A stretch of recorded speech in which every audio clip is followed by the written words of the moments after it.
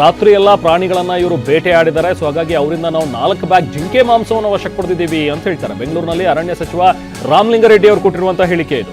ತನಿಖೆ ಆದಮೇಲೆ ಎಲ್ಲವೂ ಕೂಡ ಸರಿಯಾಗಿ ಗೊತ್ತಾಗುತ್ತೆ. ಬಟ್ ಮೇಲ್ನೋಟಕ್ಕೆ ಇಷ್ಟಂತೂ ಈಗ ಸ್ಪಷ್ಟವಾಗಿದೆ. ಮುಖ್ಯಮಂತ್ರಿಗಳು ಮ್ಯಾಜಿಸ್ಟ್ರೇಟ್ ತನಿಖೆಗೆ ಈಗಾಗಲೇ ನೀಡಿದ್ದಾರೆ ಇದನ್ನ ಅನ್ನುವಂಥದ್ರ ಬಗ್ಗೆನೂ ಕೂಡ ಹೇಳಿದರೆ, ತಮ್ಮ ಇಲಾಖೆ ಸಿಬ್ಬಂದಿ ತಪ್ಪಿದ್ರೆ ಖಂಡಿತವಾಗ್ಲೂ ಕ್ರಮ ಕೈಗೊಳ್ತೀವಿ ಅನ್ನುವಂಥದ್ದನ್ನ ಕೂಡ ರಾಮಲಿಂಗಾರೆಡ್ಡಿ ಅವರು ಹೇಳಿದ್ರು.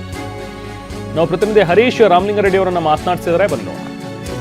ಕನೂರು ತಾಲೂಕಿನ ಮೀಸಲು ಅರಣ್ಯದಲ್ಲಿ ಇವತ್ತು ಬೆಳಗ್ಗೆ ಶಿಕಾರಿಗೆ ಹೋದಂತವರು ಅರಣ್ಯ ಸಿಬ್ಬಂದಿಗಳ ಕೈಗೆ ಸಿಕ್ಕಿ ಅವರೇ ಶಿಕಾರಿಯಾಗಿರುವಂತಹದ್ದು.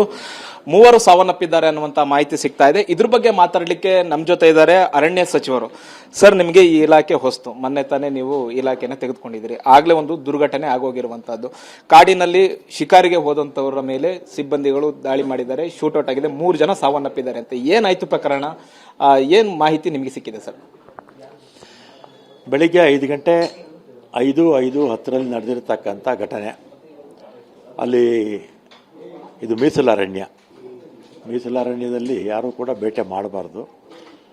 ಒಂದು ನಮ್ಮ ಅಧಿಕಾರಿಗಳ ಪ್ರಕಾರ 4 ಜನ, ಒಂದು ಮಹೀಮ್ ದಾಸು, ಇನ್ನೊಂದು ಅರುಳ್ ದಾಸು, ಆಮೇಲೆ ಕುಮಾರು, ಮತ್ತು ಇನ್ನೊಬ್ಬರು ಜಾನ್ ಅಂತ 4 ಜನ. 4 ಜನ ಇವರಿಗೆ ಮಾಹಿತಿ ಸಿಕ್ಕಿರುತ್ತೆ ಈ ಥರ ಬೇಟೆ ಆಡೋಕ್ಕೆ ಹೋಗಿದ್ದಾರೆ ಅಂತ. ಅದರಲ್ಲಿ ಶೇಖರಯ್ಯ ಅಂತ ಒಂದು ಟೀಮು ಅವ್ರ ಜೊತೆ ಒಂದು 2-3 ವಾಚರ್ಸು ಅವರೆಲ್ಲ ಇರ್ತಾರಲ್ಲ ಅವರು. ಇನ್ನೊಂದು ಟೀಮು ರೋಹಿತ್ ಅಂತ. 2 ಟೀಮು ಅರಣ್ಯದೊಳಗಡೆ ಹೋಗ್ತಾರೆ. ಹೋಗಿ ಕೊನೆಗೆ ಇವರು ಬರ್ತಾ ಇರ್ತಾರೆ. ಟಾರ್ಚ್ ಲೈಟ್ ಇರುತ್ತಂತೆ, ಟಾರ್ಚ್ ಲೈಟು ಕಾಣಿಸುತ್ತೆ, ಅದನ್ನು ಹುಡುಕೊಂಡು ಇವರು ಹೋಗ್ತಾರೆ. ಅಲ್ಲಿ ಹೋದಂಥ ಸಂದರ್ಭದಲ್ಲಿ ಅವ್ರ ಹತ್ರ 2 ನಾಡ ಪಿಸ್ತೂಲ್ ಇತ್ತು, ಮತ್ತು 4 ಬ್ಯಾಗ್ ಎತ್ಕೊಂಡ್ಬರ್ತಾಯಿದ್ರು.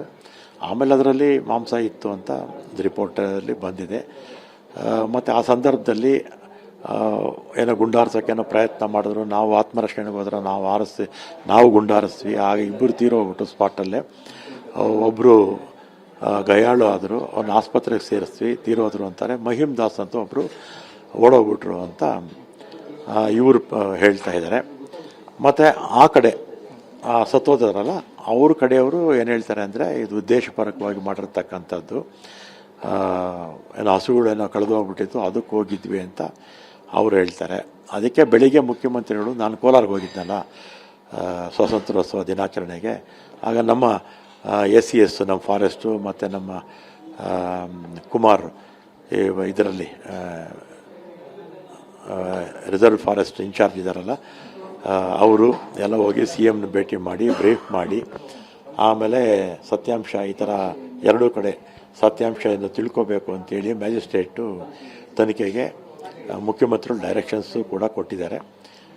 ಮತ್ತು ಸತ್ಯಾಸತ್ಯತೆ ಏನು ಅಂತೇಳಿ ಉದ್ದೇಶಪೂರ್ವಕವಾಗಿ ಮಾಡಿರೋದು ಅಥವಾ ಆತ್ಮರಕ್ಷಣೆಗೆ ಮಾಡಿರೋದು ಅದನ್ನು ತಿಳ್ಕೋಬೇಕು. ಅದಕ್ಕೆ ತನಿಖೆ ಬಂದರೆ, ಅಟ್ಲೀಸ್ಟ್ ಪ್ರಿಲಿಮಿನರಿ ರಿಪೋರ್ಟ್ ಬಂದರೆ ಆಮೇಲೆ ಅವೇನು ಸರ್ಕಾರ ಆ್ಯಕ್ಟ್ ಮಾಡ್ಬೋದು, ಅದರ ಪ್ರಕಾರ ನಾವು ಮಾಡ್ತೀವಿ. ಸರಿ, ಕಾಡಿಗೆ ಬೇಟೆಗೆ ಹೋದಂಥವ್ರ ಕೈಲಿ ಶಸ್ತ್ರಾಸ್ತ್ರಗಳು ಇರಬೇಕಾಗತ್ತೆ ದಾಳಿ ಮಾಡಬೇಕು ಅಂದರೆ ಅರಣ್ಯ ಸಿಬ್ಬಂದಿಗಳು. ಮತ್ತು ಅವ್ರೇನಾದ್ರು ಬೇಟೆ ಆಡಿದಂತಹ ಏನು ಪ್ರಾಣಿಗಳ ಮಾಂಸನೋ ಪ್ರಾಣಿಗಳು ಅವ್ರ ಜೊತೆ ಇರಬೇಕಾಗತ್ತೆ. ಆಗಿದ್ದಾಗ ಮಾತ್ರ ಅವ್ರ ಮೇಲೆ ದಾಳಿಯನ್ನು ಮಾಡಬೇಕಾಗತ್ತೆ. ಆ ಥರದ್ದು ಏನಾದರೂ ಶಸ್ತ್ರಾಸ್ತ್ರಗಳು ಅವ್ರ ಹತ್ರ ಬಳಿ ಇತ್ತಾ? 2 ನಾಡ ಪಿಸ್ತೂಲು, ಆಮೇಲೆ 4 ಬ್ಯಾಗ್ ಅಷ್ಟು ಜಿಂಕೆ ಮಾಂಸ. 4 ಬ್ಯಾಗ್ ಜಿಂಕೆ ಮಾಂಸ, 2 ನಾಡು ಪಿಸ್ತೂಲ್ ಅವ್ರ ಹತ್ರ ಇತ್ತು.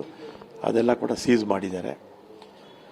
ಇದು ಅರಣ್ಯ ಸಚಿವ ರಾಮಲಿಂಗಾರೆಡ್ಡಿ ಅವರ ಮತ್ತು ಕ್ಯಾಮ್ರಾ ಪರ್ಸನ್ ರಮೇಶ್ ಜೊತೆಗೆ ಹರೀಶ್, TV9 ಬೆಂಗಳೂರು. ಇನ್ನು ಮೈಸೂರಿಗೆ ಯಾಕೆ ಶವಗಳನ್ನ ತಂದ್ರು? ಇದು ದೊಡ್ಡ ಅನುಮಾನಕ್ಕೆ ಕಾರಣವಾಗಿದೆ. ಈ ಪ್ರಶ್ನೆಗೆ ಯಾರಿಂದಲೂ ಕೂಡ ಸಮರ್ಪಕವಾದ ಉತ್ತರ ಸಿಗ್ತಾ ಇಲ್ಲ. ಹೀಗಾಗಿ ಪ್ರಕರಣದ ಬಗ್ಗೆ ಸಮಗ್ರ ತನಿಖೆ ಆಗಬೇಕು ಅನ್ನುವಂಥ ಒಂದು ಮಾತುಗಳನ್ನ ಸುನಿಲ್ ಬೋಸ್ ಅವರು ಹೇಳಿದ್ದಾರೆ. ತನಿಖೆ ನಂತರ ತಪ್ಪಿತಸ್ಥರ ವಿರುದ್ಧ ಕಾನೂನು ಕ್ರಮ ಖಂಡಿತವಾಗ್ಲೂ ಕೈಗೊಳ್ತೀವಿ ಅಂತ ಹೇಳಿ ಮೈಸೂರಿನಲ್ಲಿ ಚಾಮರಾಜನಗರ ಸಂಸದ ಸುನಿಲ್ ಬೋಸ್ ಹೇಳಿದರು.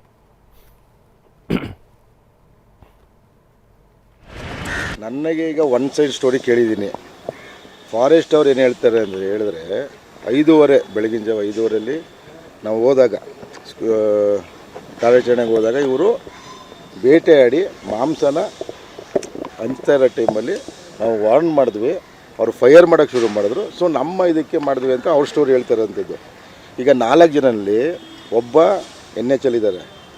ಅವರು ಸತ್ಯ ಘಟನೆಗಳು ಅವ್ರ ವಿವರ ತಿಳ್ಕೊಂಡು, ನಾನು ಇದರಲ್ಲಿ ಫಾರೆಸ್ಟ್ ಅವ್ರದ್ದು ಕೂಡ ತಪ್ಪು ಎತ್ಕಾಣ್ತಿರೋಂಥದ್ದು.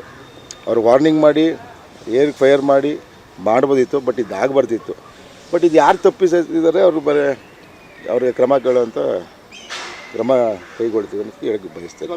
ಅವ್ರು ಹೇಳೋದ್ರೆ ಅವ್ರು ಫೈರ್ ಮಾಡಿದ್ರು, ಆದರೆ ನಾವು ವಾಪಸ್ ಮಾಡಿದ್ವಿ ನಮ್ಮ ಆತ್ಮರಕ್ಷಣೆಗೆ ಅಂತ ಅಧಿಕಾರಿಗಳು ಹೇಳ್ತಾರಂಥದ್ದು. ಅದಕ್ಕೆ ಹೇಳ್ತಿದ್ವಿ. ಯಾರು ಸರ್ ಮಾಹಿತಿ ಕೊಟ್ಟಿರೋದು ಯಾರಿಂದ ಮಾಹಿತಿ ಪಡೆದಿದ್ದೀರಿ? ನಾನು ನಮ್ಮ SP ಅವ್ರಿಗೆ ಮಾಡಿದ್ದೆ. ಏನಪ್ಪ ಅಂತ ನಮ್ಮ ಬೆಳಗ್ಗೆ ಘಟನೆಗೆ ಗೊತ್ತಾದ ತಕ್ಷಣ ಅವರು ಈ ಥರ ನನಗೆ ವಿವರ ಹೇಳಿದಂಥದ್ದು. ಈಗ ನಾನು ಹದ್ನೂರಿಗೆ ಹೋಗ್ತಾ ಇದ್ದೀನಿ, ಅಲ್ಲಿ ಕರಿತೀನಿ ಮೇನ್ ಅಧಿಕಾರಿಗಳು ಯಾರು ಫಾರೆಸ್ಟ್ ಅವ್ರ ಹತ್ರ ಹೇಳ್ತೀನಿ, ಹೇಳ್ತೀನಿ. ನನಗೆ ಈಗ ಒನ್ ಸೈಡ್ ಸ್ಟೋರಿ ಕೇಳಿದ್ದೀನಿ. ಫಾರೆಸ್ಟ್ ಅವ್ರು ಏನು ಹೇಳ್ತಾರೆ ಅಂದರೆ ಹೇಳಿದ್ರೆ ಇದು ಸಂಸದ ಸುನಿಲ್ ಬೋಸ್ ಅವರ ಮಾತು. ಇನ್ನೊಂದು ಕಡೆ ಪ್ರಿಯಾಂಕ್ ಖರ್ಗೆ ಕೂಡ ಮಾತನಾಡಿದರೆ, ಗೃಹ ಸಚಿವರು ಪ್ರಿಯಾಂಕ್ ಖರ್ಗೆ ಹೇಳೋ ಪ್ರಕಾರ ಅದು ಎನ್ಕೌಂಟರ್ ಅಲ್ಲ, ಇದು ಪೋಚಿಂಗ್ ಕಾರ್ಯಾಚರಣೆ ಅನ್ನುವಂಥದ್ದನ್ನು ಹೇಳ್ತಾರೆ. ಕಾಡು ಪ್ರಾಣಿಗಳ ಬೇಟೆಯಾಡುವಾಗ ಪೋಚಿಂಗ್ ಮಾಡಲಾಗಿದೆ ಅಂಥೇಳಿ ಕಲಬುರಗಿಯಲ್ಲಿ ಗೃಹ ಸಚಿವ ಪ್ರಿಯಾಂಕ್ ಖರ್ಗೆ ಪ್ರತಿಕ್ರಿಯೆ ನೀಡಿದ್ದಾರೆ. ಪೋಚಿಂಗ್ ಕಾರ್ಯಾಚರಣೆ ವೇಳೆ 3 ಸಾವನ್ನಪ್ಪಿದ್ದಾರೆ. ಅರಣ್ಯ ಮತ್ತು ನಮ್ಮ ಇಲಾಖೆಯವರು ತನಿಖೆಯನ್ನು ನಡೆಸ್ತಾ ಇದ್ದಾರೆ. ನೋಡೋಣ ಸತ್ಯಾಸತ್ಯತೆ ಏನು ಅನ್ನುವಂಥದ್ದು ಹೊರಬರುತ್ತೆ ಅಂಥೇಳಿ ಪ್ರಿಯಾಂಕ್ ಖರ್ಗೆ ಹೇಳಿದ್ರು. ಎನ್ಕೌಂಟರ್ ಅಲ್ಲ, ಪೋಚಿಂಗ್ ಮಾಡ್ತಾಯಿದ್ರು. ಅದು ಅದಕ್ಕೆ ಬೆಳಗಿನ ಜಾವ ಕಾರ್ಯಾಚರಣೆಯಲ್ಲಿ ಅಲ್ಲಿ ಅನಿವಾರ್ಯವಾಗಿ ಗುಂಡಾರಿಸುವ ಪರಿಸ್ಥಿತಿ ಉದ್ಭವ ಆಗಿದೆ. ಅದು ಇನ್ನೂ ಪರಿಶೀಲನೆ ಹಂತದಲ್ಲಿದೆ, ಇನ್ನೂ ಬೆಳಿಗ್ಗೆ ಆಗಿರೋದು ನೋಡಿ. ಅದನ್ನ ತನಿಖೆ ಆದಮೇಲೆ ಬರುತ್ತೆ. ಬಟ್ ಅವರು ಕಾಡಿನಲ್ಲಿ ಸಿಕ್ಕಿದ್ದಲ್ಲ, ಅದೇನು ಹೊರಗಡೆ ಏನೂ ಇಲ್ಲ. ಎನ್ಕೌಂಟರ್ ಅಲ್ಲ, ಪೋಚಿಂಗ್